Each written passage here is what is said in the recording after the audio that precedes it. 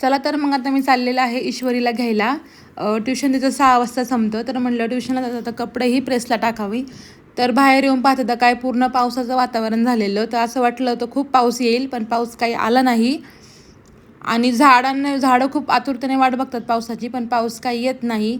तर कोणाकोणाची तर असं पारंपरिक पद्धतीने अजूनही जात्यावर डाळ भरडतात. तर माझ्या मम्मीला सध्या डाळीचंच वेड लागले. तर पहिलं इथं प्रेसला कपडे टाकली आणि नंतर लागले पुढच्या कामासाठी. तर गेलते माझ्या आत्याच्या घरी. आत्याच्या घरी गेल्यावर तिच्या घरी बायकांना नुसतं एकच असतं, साडी कसली आणली, कसली घेतली, कलर तेच पाहिलं. आणि येता येता पॅप्सी घेऊन आले खूप साऱ्या. उन्हाळ्याच्या कोणाकोणाला पॅप्स्या खायला अशा आवडतात मला कमेंटमध्ये नक्की सांगा. तर ह्या मला 30 रुपयाला 50 पॅप्स्या मिळाल्या. तर लगेच स्वयंपाक करायला घेतला.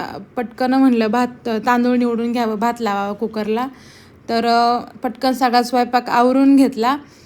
आणि काही नाही, एकदम साधं सिंपल जेवण बनवलं. बाजरीची भाकरी, इंद्रायणीचा भात, कैरीची चटणी आणि आमटी, असं मस्त छान साधं जेवण बनवलं. मस्त सगळ्यांनी जेवण केलं. नंतर माझ्या बाळानी आज त्यांच्या स्कूलमध्ये येल्लो डे होता, तर त्यांनी असं पायनॅपल बनवलं होतं. तर तो खूप बडबड करत होता. म्हणलं तेवढंच थोडंसं तुम्हालाही दाखवावं त्याची बडबड. तर त्याला स्कूलमध्ये जायला खूप आवडतं आणि असं वेगळे ॲक्टिव्हिटीज करायला, ड्रॉईंग करायला खूप आवडतात.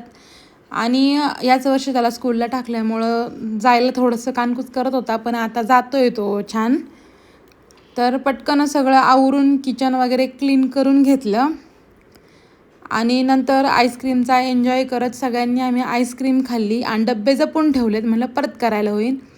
आणि 10:30 वाजले होते. 10:30 वाजता मस्त सगळ्या झाडांना पाणी घालून घेतलं.